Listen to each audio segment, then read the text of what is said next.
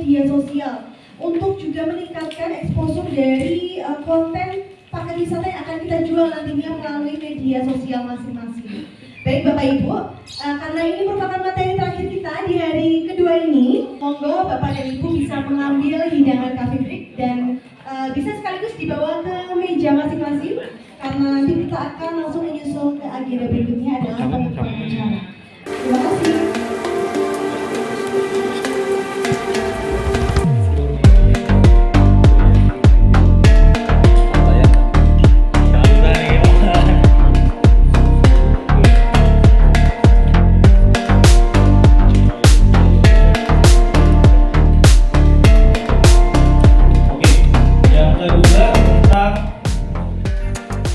Itu mau bahas sedikit sebetulnya tentang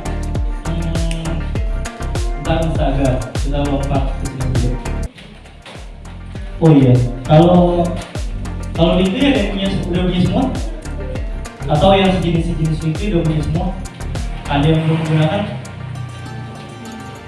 Nah, ini akan cukup membantu sebetulnya kalau misalnya kita punya informasi banyak, apalagi media sosial banyak, akan cukup membantu untuk konsumen atau audit bisa tahu kita punya link atau halaman-halaman apa. Ada yang belum menggunakan sejenis LinkedIn ini? Bisa belum? Tapi tahu ini apa mas? Tahu boleh.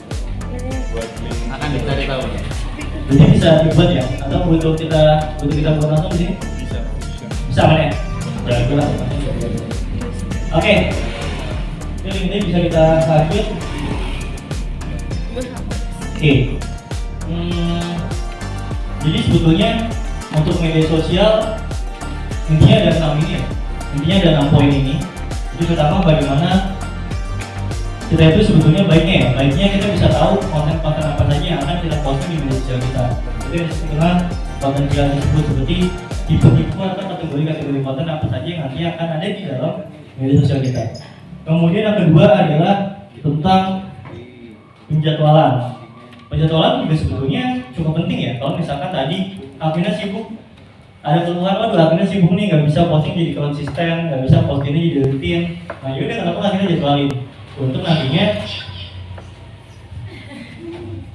Shopee. datang tuh belanjanya udah sampai nggak? Datang tuh belanjanya. Bahkan Mas Edi juga banyak belanja dari Shopee. Oke. Penjadwalan. Nah, jadi penjadwalan merupakan satu hal yang penting juga buat teman-teman yang belum coba. Harapannya bisa dicoba. Jadi kita bisa tinggal WH tiba-tiba posting aja, gitu kan? Akan sangat-sangat enak gitu kalau kita udah persiapkan dari lama. Nah, produksi ini nanti akan nyambung dengan Bugisan tadi ya, yang sulit melibatkan anggota-anggota atau pelaku-pelaku wisata lain ya untuk membantu kontribusi ke media sosial. Nanti akan mungkin saya akan sharing sedikit juga terkait itu seperti apa. Lalu untuk posting, posting juga kan ada banyak halnya. Ada caption, hashtag, mention, location, banyak tuh ya. Nah itu juga kan sebetulnya mesti jadi hal yang jadi perhatian juga, dimana semua komponen itu mesti terisi semua.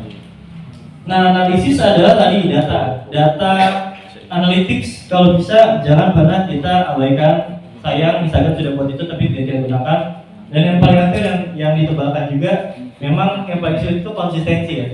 Banyak sekali desa yang aktif hanya ketika ada kunjungan, mau ada kunjungan nih aktif, ketika kunjungannya udah nggak ada, balik lagi ke lebih ke mutan lagi. Jadi itu juga mesti jadi satu hal yang nanti kita diskusikan sama-sama bagaimana apakah ada metode yang lebih enak atau tidak. Oke. Nah, mengenai tipe konten terlebih dahulu. Jadi saat ini itu, jadi gini, saya pernah ketemu sama satu desa wisata di Malang, di Bromo. Itu salah satu desa yang aktif sekali, kontennya bagus banget, isinya video pemandangannya, video wisatawan, video aktivitas mereka. Tapi ketika wisatawan melihat itu, orang bingung, desa wisata itu sebetulnya punya paket apa aja, punya potensi apa aja, nggak pernah dijelasin di dalam akun media sosial itu. Mereka terlalu nyaman untuk posting video-video kegiatan reels. Memang reels bagus, algoritmanya akan bikin kita naik. Tapi satu hal penting yang dia lupa adalah dia lupa untuk menjelaskan desa itu desa apa saja, brandingnya seperti apa, lalu punya potensi apa aja. Nah maka dari itu, sebenarnya tipe konten ini merupakan hal yang cukup penting juga untuk kita bisa tahu supaya konten kita tuh nggak gitu aja. Perlu nggak sih kita ngejelasin tentang opsi kita, perlu nggak sih kita ngejelasin tentang UMKM kita yang bisa apa. Nah itu sebetulnya butuh divariasikan supaya nggak bosan ya, supaya kontennya nggak gitu aja. Kemudian nanti perlu nggak sih kita melibatkan video yang sama wisatawan juga. Ya selalu saya sering bilang ke teman-teman di wisata, jangan lupa dia pada tamu sebelum pulang minta testimoninya, supaya testimoni itu nanti bisa jadi konten juga di Instagram. Jadi nanti yang melakukan promosi bukan kita, tapi tamu tadi, tamu yang kita rekam videonya kita posting. Jadi kan mulut ke mulutnya jalan kan, nanti bisa jangan lupa minta tag, minta akun Instagramnya, teman-teman tag, nanti dia kan akan ada post misalnya ke story-nya. Kalau mereka akan lihat, oh berarti orang ini habis jalan-jalan dari wisata ini. Siapa tahu, itu dari situ akan jalan tuh domino efeknya. Mereka akan follow, akan datang, akan bertanya-tanya juga dan penasaran dan aktivitas yang dilakukan itu apa. Jadi itu juga sebetulnya variasi konten yang nantinya teman-teman desa wisata mesti coba juga. Nah, ini beberapa contoh breakdownnya mungkin seperti ini. Jadi ada banyak sebetulnya tipe-tipe konten yang bisa diterapkan sama teman-teman. Kalau misalkan kita bedah intinya ada yang tipenya itu untuk entertain atau modelnya itu santai, jadi untuk hiburan aja. Lalu ada yang untuk itu edukasi, ya, jadi memang mengedukasi audiens tentang Instagram itu isinya apa, tentang desa-desa kita itu isinya apa. Lalu ada yang inspirasi, supaya ini maksudnya menginspirasi, misalnya dari achievement yang udah ada, ataupun nanti ada kisah-kisah pelaku wisata di sana yang bisa dibagikan, itu bisa masuk ke dalam sini. Lalu kemudian ini konten sini lebih kepada produk yang konten yang meyakinkan konsumen terkait produk itu apa aja. Lalu kemudian ada informasi-informasi lain, misalnya nanti ada event juga bisa masuk di sini. Kemudian ada yang bentuknya itu hanya sekedar informasi, misalkan tadi ada penginapan, makanan, jadi informasi kalau misalkan di desa wisata itu ada potensi-potensi apa aja. Dan yang berikutnya adalah promosi, di mana desa misalnya lagi ada promo tadi, misalnya ada promo 20%, 10%, atau misalnya saat ini kita lagi punya konten campaign Ayo ke Desa, itu bisa teman-teman gunakan.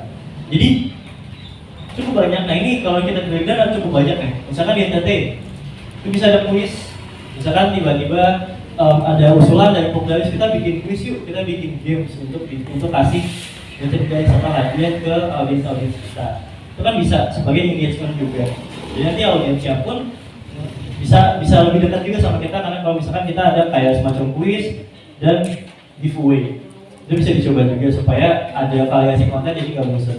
Kemudian ada bentuknya intermezzo, meme, fun fact, dan yang ini pun intinya lebih kepada hiburan tentang desa-desa wisata kita. Jadi jangan bahasnya serius-serius mulu, kemudian bahas tentang pemandangan yang wisata destinasinya sekali-kali pun, yang pun juga nggak apa-apa, supaya lebih fresh gitu kan. Jadi supaya nggak monoton gitu aja kontennya.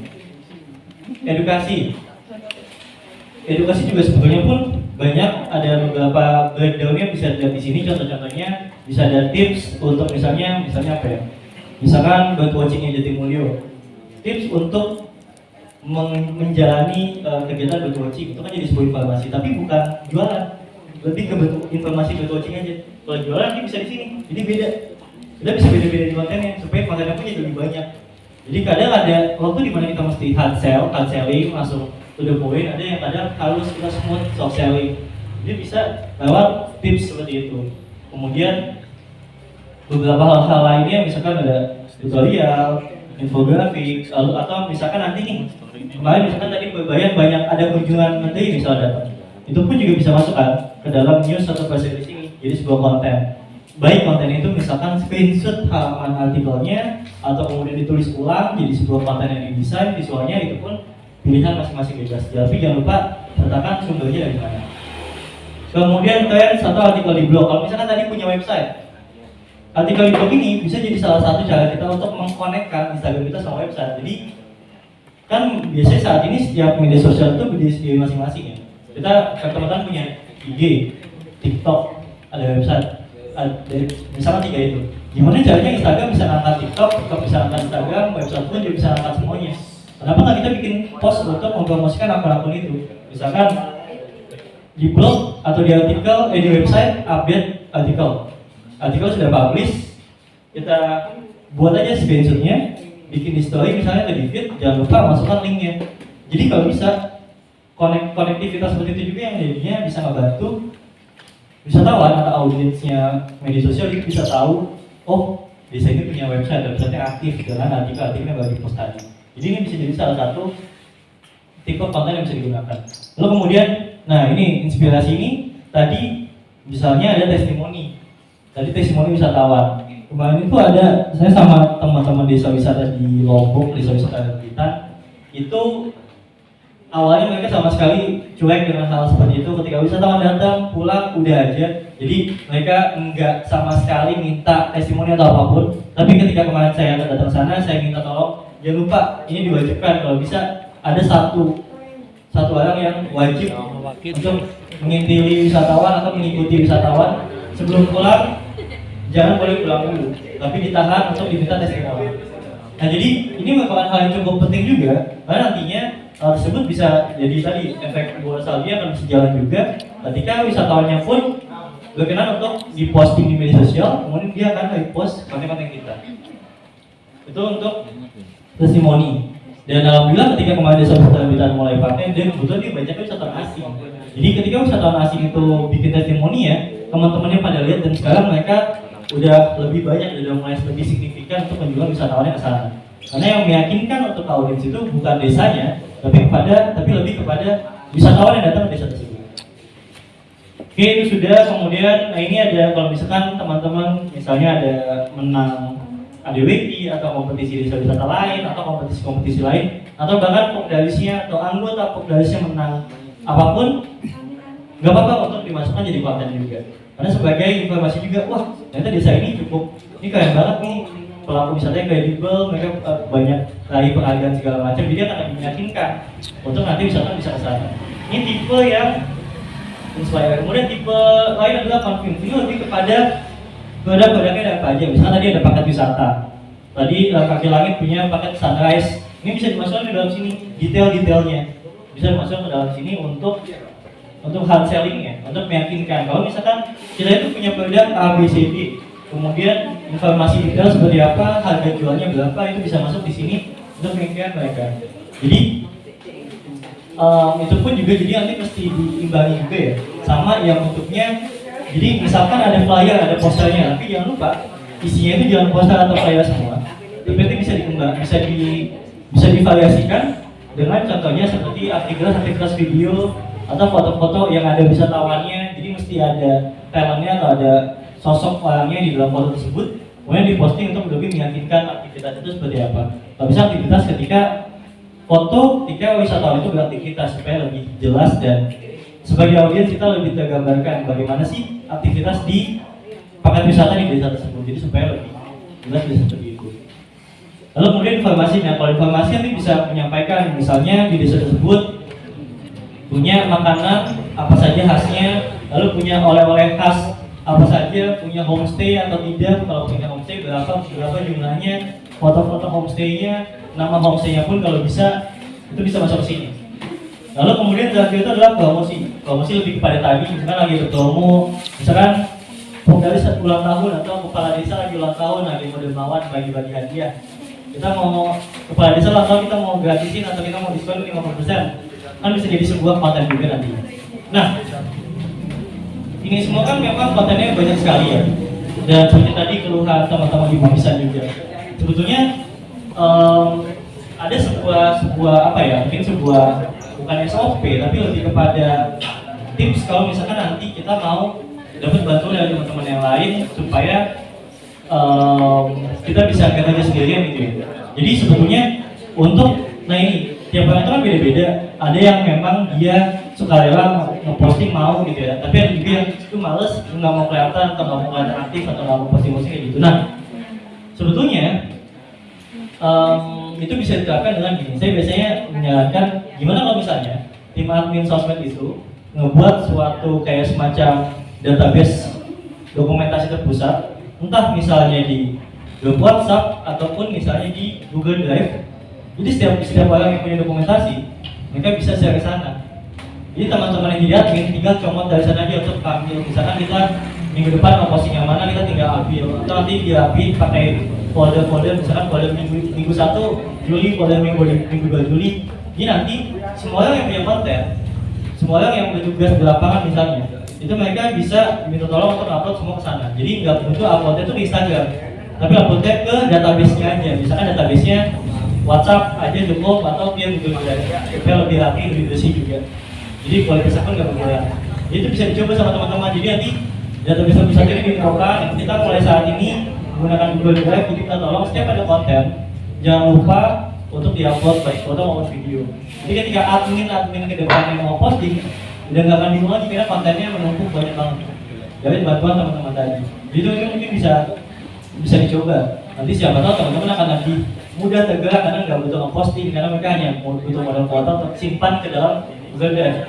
Jadi nanti mau dipakai atau enggak sama admin medsos belakangan, yang penting teman-teman sudah kontribusi memasukkan foto video tersebut ke database tadi, ke tempat penyimpanan tadi, tempat penyimpanan bersama. Bisa di Google Drive atau bisa WhatsApp aja kalau misalnya cukup. Jadi paling itu yang nanti bisa dicoba juga sama ke teman-teman semua. Jadi supaya si yang ngambil dokumentasi foto video ini nggak sia-sia gitu, kita tetap dapat foto video punya mereka, dan mereka pun juga nggak kita sulitkan untuk mesti posting, cukup simpan aja buat video. Oke, mungkin itu untuk tipe konten. Wah, ini nggak begitu kelihatan. Ini saya berikan juga filenya ke dalam WhatsApp. Nah, oke.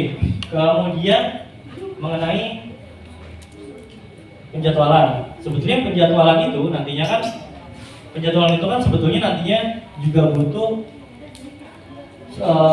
perencanaan konten yang rapi juga, yang matang. Mulai dari nanti teman-teman, ini adalah jadwal posting. Ini posting itu mau di mana, feed, story atau reels. Kemudian ini itu adalah captionnya mau apa saja. Lalu kemudian setelah caption mau tag siapa saja yang mau di tag. Kemudian hashtagnya mau siapa saja, yang mau apa saja hashtag yang digunakan. Lalu location mau di mana. Tadi seperti yang mungkin beberapa sempat tanya, tadi Mbak juga tanya, bagaimana kita ngebikin ini cukup ramai kontennya. Memang kalau misalkan mau instan paling gampang iklan, tapi kalau misalkan tanpa iklan kita masih bisa mengoptimalkan dari misalnya kita tag akun-akun yang potensial untuk cocok sama tipe konten tersebut misalnya. Jadi kita sudah bahas jenis konten. Kemudian kita ada mention primer, ada mention sekunder. Mention primer ini apa? Setelah mention yang utama itu, lebih kepada mention akun-akun yang cukup besar biasanya. Kalau admin kami biasanya kalau mention yang utama itu, kita biasanya Kemenparekraf, Pesona Indonesia, lalu kemudian Genpi, lalu kemudian beberapa akun-akun besar yang di nasional gitu ya, supaya nanti masuk ke tag-nya mereka, lalu audiens akun tersebut itu bisa lihat di tag-nya itu ada postingan apa saja. Tapi selain itu, kita pun juga butuh mention yang akun-akun sekunder yang enggak sebesar itu, akun-akun cadangan, dimana akun-akun cadangan ini mestinya bisa disesuaikan dengan tipe konten. Misalnya, atau kita lagi ada campaign Ayo ke Desa misalnya. Ayo ke Desa ini campaignnya untuk promo paket-paket desa wisata lewat kode-kode tersebut. Jadi yang kita tag itu adalah akun-akun destinasi pariwisata. Lain halnya seperti misalkan kita punya event online, misalnya Zoom, kayak misalkan talk show gitu. Yang kita tag sekundernya itu adalah akun-akun promo event. Banyak tuh, ada misalkan event yang kalau misalkan di Jakarta banyak ada kayak info, di Jogja pasti ada info di Jogja yang lokal punya, atau bahkan event-event yang online gitu. Banyak banget akun-akun di mana kalau misalkan kita tag mereka, akun-akun event itu mereka kan suka rela untuk mempromosikan karena mereka tuh butuh konten gitu. Mereka itu butuh event. Nah, ketika kita tag mereka, kita mention mereka akan post, mereka akan posting ulang konten kita tersebut supaya dilihat follower mereka. Jadi sebetulnya salah menyalahi nggak salah juga sih kalau misalnya kita tag sebanyak-banyaknya orang sampai maksimal. Kalau nggak salah tuh tag sampai 20 kalau nggak salah ya. Di satu postingan kita tuh maksimal tag 20 akun. Tag 20 akun itu kalau misalnya dimaksimalkan juga gampang banget, minimal. Paling ketika diklik jadi berantakan aja banyak banget nama-namanya. Tapi kita bisa coba dari 20 itu ada yang respon nggak? Ada yang respon positif apa enggak? Kemudian dari situ kita bisa evaluasi. Oh, dari 20 yang kita tag di postingan sebelumnya ternyata yang responsif itu yang mungkin sampai nge-like atau komen postingan kita misalnya setengahnya 10. Ya udah, ke depannya kita bisa konsisten tagnya 10 akun itu aja yang memang sudah ada engagement sama kita. Jadi itu juga butuh kita lakukan untuk kita banyak tag akun, kemudian dia akan lebih banyak juga yang bisa kita dapatkan baik itu di repost atau di like ataupun di komen sama akun-akun yang kita tag. Kemudian ngomongin hashtag, berbicara tentang hashtag pun juga sebetulnya ada website untuk kita bisa tahu hashtag mana yang lagi ramai. Saya lupa, mungkin bisa saya cek, bisa saya info share di grup WhatsApp. Jadi hashtag pun juga merupakan hal yang cukup penting ya, baik itu hashtag yang primer maupun yang cadangan atau backup sesuai dengan event kita masing-masing juga. Kalau misalkan kita punya hashtag, misalnya setiap desa wisata di sini belum punya hashtag, mungkin lebih baik di setiap desa wisata buat hashtag aja untuk desa wisata masing-masing. Jadi nanti ada hashtag misalkan desa wisata Bayangan, itu ada hashtag yang misalkan Bayangan atau Bayangan Village atau apapun hashtagnya. Kemudian tapi hashtag primer yang lain itu adalah lebih kepada hashtag yang saat ini ramai digunakan. Misalnya yang ramai digunakan dengan hashtag desa wisata, hashtag di Indonesia aja, hashtag Bangga wisata, yang kayak gitu juga butuh digunakan supaya konten kita pun juga naik. Jadi jangan sampai caption itu polos tanpa hashtag, akan sangat sayang karena konten kita jadi nggak naik mengikuti hashtag tersebut. Jadi kalau misalkan cuma konten polos, foto atau video dan caption, nggak tag siapa-siapa, nggak ada hashtag apapun, kita jangan bingung kalau misalkan nggak ada yang datang. Karena siapa yang tahu tentang konten kita kan? Kita nggak tag siapapun, kita nggak pakai hashtag apapun. Ya, jadi akan sangat sulit untuk konten itu keluar ke depan, keluar kelihatan sama teman-teman Instagram yang lain. Jadi itu cukup penting, terutama nanti kalau misalkan ada hashtagnya, hashtag event atau hashtag paket-paket wisata, mau melibatkan teman-teman yang lain, itu juga bisa masuk ke dalam hashtag tambahan. Jadi itu untuk caption, hashtag, dan mention. Lalu yang paling penting juga salah satunya lagi adalah location. Banyak banget teman-teman admin itu lupa untuk masukin location ketika posting. Sebetulnya emang ini opsional, tapi ketika itu diposting ditambahkan locationnya, itu akan sangat-sangat meningkatkan juga algoritmanya postingan tersebut. Jadi location itu sebetulnya bisa locationnya di desa atau locationnya di tempat video itu diambil atau di mana, jadi cukup bebas. Yang penting location itu nantinya bisa mendukung ketika wisatawan membuka location itu di Instagram, dia akan bisa lihat postingan kita, akan bisa lihat gambar kita. Jadi contoh sama kayak hashtag itu kan bisa diklik, location pun juga bisa diklik. Nanti akan ketemu konten kita di sana.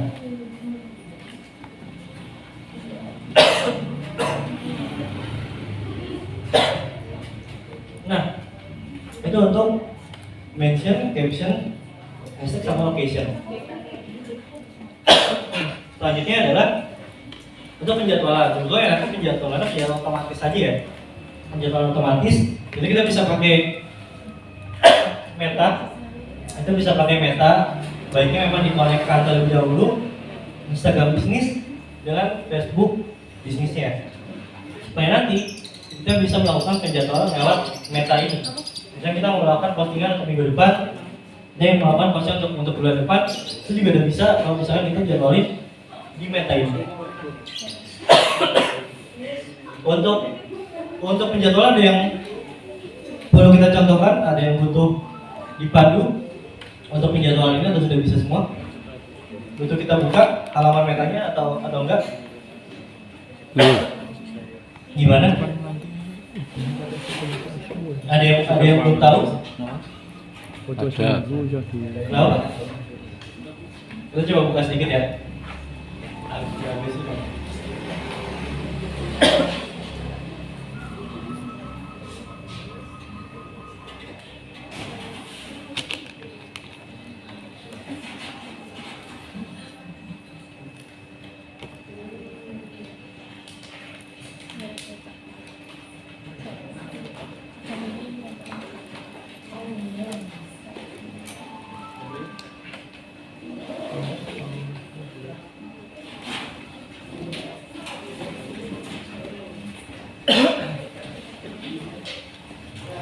Oke, jadi di Meta itu, jadi nanti kalau misalnya kita mau bikin penjadwalan, itu nanti ada di halaman Meta Bisnis. Jadi kalau misalnya teman-teman ada yang belum pernah connect ke Instagram Bisnis, belum pernah masuk ke meta bisnis, mungkin nanti setelah ini bisa kita berikan ya di belakang untuk membantu teman-teman bisa masuk ke meta bisnis ini. Jadi nanti di halaman ini kita tuh bisa membuat postingan. Ini sebetulnya akun Facebook desa juga bisa nanti masuk ke dalam sini. Tapi sebelum itu dikoneksikan dengan Instagram desa juga. Ini di sini ada lagi post, di sini kita bisa bikin postingan. Nah di sini ada, semoga kelihatan sedikit ya. Nah jadi di sini tuh ada beberapa inputan dan inputannya itu sebetulnya sama seperti kalau misalnya kita buat postingan di Instagram langsung. Jadi mulai dari foto, videonya, ini captionnya, di sini nanti ada location, nanti di sini juga ada data-data yang lain. Kemudian ada link review dan nanti di bawah sini itu nanti ada scheduling option. Kita mau publish now, schedule atau save the draft. Nah, sebetulnya simple, mudah seperti saja, hanya butuh masuk ke dalam halaman metanya. Nanti di schedule sini bisa tinggal ditentukan jadwal postingnya mau kapan, tanggalnya dan juga jamnya, lalu kemudian tinggal posting aja. Jadi sesimpel itu, tinggal kita nanti posting foto videonya apa, caption dimasukkan di sana, hashtag dan mentionnya juga, ditambah location bisa kita masukkan juga di situ. Kemudian tinggal dijadwalkan aja postingnya kapan. Jadi cukup seperti itu saja untuk posting penjadwalan di media sosial, di Instagram khususnya dan Facebook juga. Jadi itu nanti kalau misalnya ada yang mau ditanyakan lagi terkait prakteknya nanti mungkin bisa setelah ini kita cobain. Nah, oke. Oke, ini kemudian kita bahas tentang produksi atau posting ya. Jadi sebetulnya saat ini tuh kalau misalkan buat teman-teman ini masih agak cukup bingung, misalkan admin tadi belum punya jadwal atau kemudian admin pun juga membagi job desk-nya masih bingung. Sebetulnya itu yang jadi poin utama ya. Ini mesti disepakati dulu sama teman-teman admin yang lainnya. Nanti untuk jadwal posting misalkan seminggu itu mau berapa kali, kemudian kita mau kontennya apa aja, kan tadi ada beberapa contoh-contoh konten ya. Jadi nggak selalu konten itu hanya tentang foto atau video destinasinya saja, tapi bisa ada tipe-tipe yang lain kayak misalkan untuk edukasinya, untuk testimoninya dan yang lain-lain juga. Jadi itu nanti bisa disepakati juga sebelum masuk ke posting lebih lanjut. Kemudian untuk yang tadi masih bingung untuk jadwal posting, jadi sebetulnya jadwal posting ini juga bisa didapat dari analytics. Jadi analytics tadi itu kita bisa lihat teman-teman audiens di akun media sosial kita itu kebanyakan lihat postingan kita itu di jam berapa setiap harinya. Tapi kalau buat yang awal-awal atau misalnya akun yang belum aktif, itu kita nggak bisa bergantung sama analytics tersebut. Jadi baiknya rekomendasi umumnya itu ada 4 pola ini sebetulnya, pagi, siang, sore, malam. Jadi kalau misalnya pagi, itu jadwalnya bisa mulai dari jam 6 sampai jam 8 untuk jadwal posting. Kemudian kalau siang jam 11 sampai 13, sore 16-18, malam 20 sampai 22. Tapi ini hanya untuk di awal. Ketika teman-teman masih belum tahu datanya untuk menguji coba postingan di pagi, siang, sore, malam. Ketika postingan sudah ada, jam ini nanti pasti akan berubah lagi mengikuti analytics yang ada. Jadi kalau buat awal-awal bisa seperti ini. Setelah itu kita harus mengikuti data analyticsnya. Baiknya posting jam berapa? Itu semua ada di analytics. Jadi kita bisa baca-baca di situ. Ternyata bagusnya akun kita itu jam 9 malam. Ya udah, kedepannya bisa dicoba posting lagi di jam 9. Apakah masih tetap seperti itu atau tidak? Kalau masih tetap seperti itu, berarti kita bisa stabil posting di jam-jam seperti itu. Biasanya nanti satu akun akan punya 2-3 jam-jam efektif untuk diposting. Nah itu nanti bisa tinggal ditentukan aja kita mau posting di jam yang efektif yang mana untuk bisa di boosting atau dipromosikan kepada audiens kita. Nah ini tadi untuk analytics itu ada banyak macamnya di Facebook dan Instagram itu ada beberapa model analytics yang mana itu nanti bisa kita buka di analyticsnya, ada mulai impression, engagement, comment, likes, dan share juga. Nah, jadi gini, ada beberapa cara yang bisa kita akalin. Jadi gini, algoritma Instagram itu akan mengangkat konten yang banyak engagementnya. Engagement itu adalah like, comment, sama share. Kalau 3 ini ngangkat, bagus. Instagram itu akan menaikkan konten itu, bahkan sampai explore juga. Nah, kalau misalnya kita yang masih kecil, konten itu gimana? Cara kali ini adalah kita minta kerjasama sama teman-teman dari desa-desa kita aja atau teman-teman kita. Jadi kita bisa minta setiap orang itu untuk nanti bisa komen, like ataupun share. Jadi saya sama teman-teman di Atoi juga dulu, bahkan sampai sekarang juga masih suka setiap ada postingan itu kita share ke DM teman kita yang lain atau DM teman-teman kita yang lain. Jadi itu untuk mengangkat angka sharing tersebut. Jadi engagementnya pun akan lebih bagus. Jadi yang kalau untuk yang awal-awal kita bisa komen, yang komen kita juga, yang likes kita juga, yang share kita juga.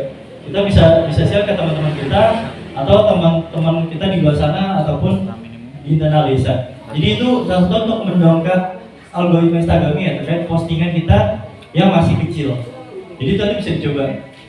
Jadi mungkin admin bisa bikin SOP, bisa bikin ketentuan. Setiap ada postingan, teman-teman admin yang lain wajib like, komen pakai akun pribadi, like, komen dan juga share kepada teman-teman yang lain. Itu untuk membantu meningkatkan postingan tersebut juga. Jadi kayak gitu kurang lebih untuk cara mengakalinya. Oke. Jadi itu kurang lebih terkait media sosial, teman-teman. Bagaimana nanti kita bisa mengelola dengan lebih oke lagi ya. Terutama tadi ada beberapa admin-admin yang sibuk, jadi penjadwalan sepertinya akan jadi satu solusi juga. Lalu kemudian terkait jadwal efektif, jadwal efektif pun nanti bisa dilihat juga, bisa dipetakan dari analitik yang ada. Jadi siapa tahu nanti bisa lebih baik lagi untuk engagement di dalam media sosial.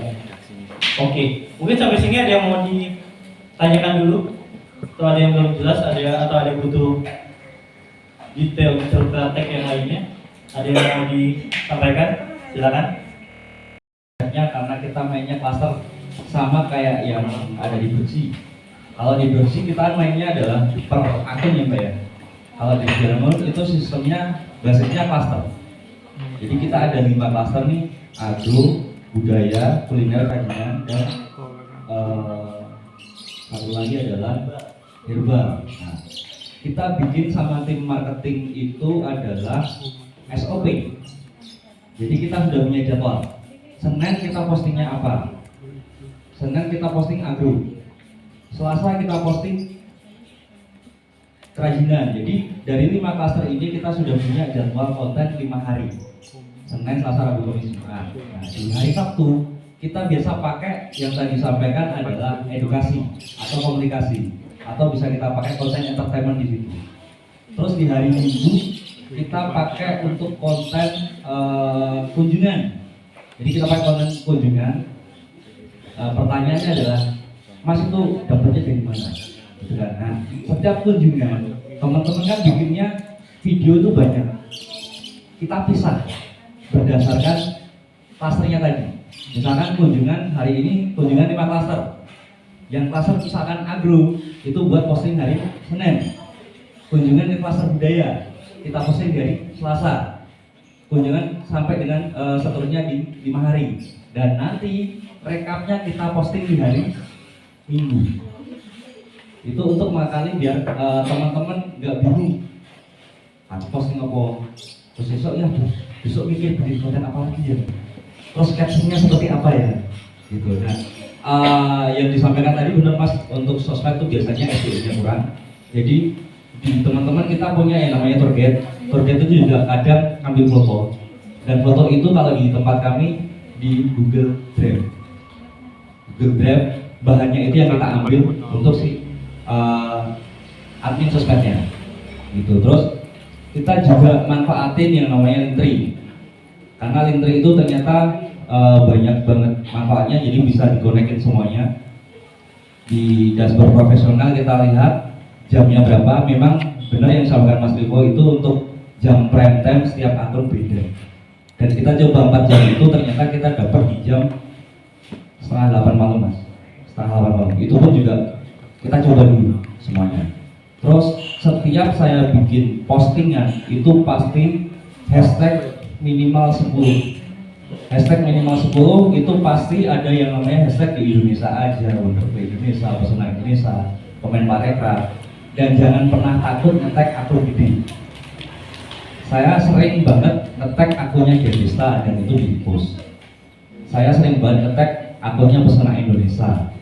Kalau karena kita di Dota Jogja biasanya akun secondnya adalah Dinas Pariwisata Kota Jogja, Dinas Pariwisata DIY. Kalau itu kontennya tentang budaya, Dinas Kebudayaan dan semacamnya seperti itu. Kalau untuk yang dari segi Instagram, kalau di Facebook biasanya kita konekin. Jadi naik di Instagram pasti naik di Facebook. Cuman kalau untuk kita bicara real kan, kita punya misalnya kita bikin reel, saya punya stok 10. Stok 10 video ini bisa dipakai untuk 3 akun. Jadi di Instagram saya postingnya 1, 2, 3, 4, 5, 6, 10. Di TikTok itu tak balik dari 10 ke bawah. Jadi di Instagram 1 ke 10, di TikTok 10 ke bawah, di Facebooknya dibalik dari 5, 4, 3, 2, 1, 6, 7, 8, 9, 10. Nah ini seperti itu untuk ngakalin biar supaya kita nggak kehabisan konten. Sama kita pakai yang tadi Mas di Meta itu juga kita pakai. Jadi ketika tim teman-teman sudah punya satu kunjungan itu bisa dipakai untuk 1 minggu. Dan itu di Meta jadwalnya otomatis kita jalan penuh dan otomatis absen. Paling untuk sosial media dan itu kita review tiap 1 bulan sekali. Dari tim sosmed kita kumpulin 1 bulan sekali, hasilnya gimana, datanya seperti apa. Nah itu nanti yang mempengaruhi untuk bikin konten. Kalau misalkan datanya, oh ternyata yang melihat insight kita lebih ke anak muda, berarti kita bikin kontennya lebih ke arah anak muda. Oh misalkan ternyata lebih ke orang tua, nah itu kan kontennya beda-beda sama deskripsinya beda. Dan biasanya saya pakainya clickbait. Jadi misalkan ada satu paket, kemarin kita bikin paket yang namanya Dirangun Beraloka. Itu saya pakai kata-kata clickbaitnya masuk di Beraloka tanpa harus bayar tiket. Kok iso lah, makanya baru di deskripsinya kita jelaskan. Paling sementara seperti itu. Oke, siap. Thank you banget Mas Edi dari Jogja yang sudah sharing bagaimana pengelolaan media sosial di sana. Jadi tadi beberapa yang direkomendasikan sudah digunakan ya sama Mas Edi juga. Dan tadi poin yang menarik mengenai bagaimana manajemen konten supaya untuk yang lebih lagi. Jadi itu juga cukup penting ya. Terima kasih. Jadi begitu ya, materi kita ini sangat luar biasa, insightful pokoknya ya bersama Mas Rico mengenai bagaimana mengembangkan media sosial untuk juga meningkatkan exposure dari konten paket wisata yang akan kita jual nantinya melalui media sosial masing-masing. Baik Bapak Ibu, karena ini merupakan materi terakhir kita di hari kedua ini, selanjutnya sebelum akan menutup acara, kita sudah menyiapkan coffee break. Ada di sebelah utara, di tempat seperti biasa. Monggo Bapak dan Ibu bisa mengambil hidangan coffee break dan bisa sekaligus dibawa ke meja masing-masing karena nanti kita akan langsung menyusul ke agenda berikutnya adalah pembukaan. 3 jam Monggo punya bisa jembatan ini kemang ini. yang ada di meja di sebelah utara. Terima kasih.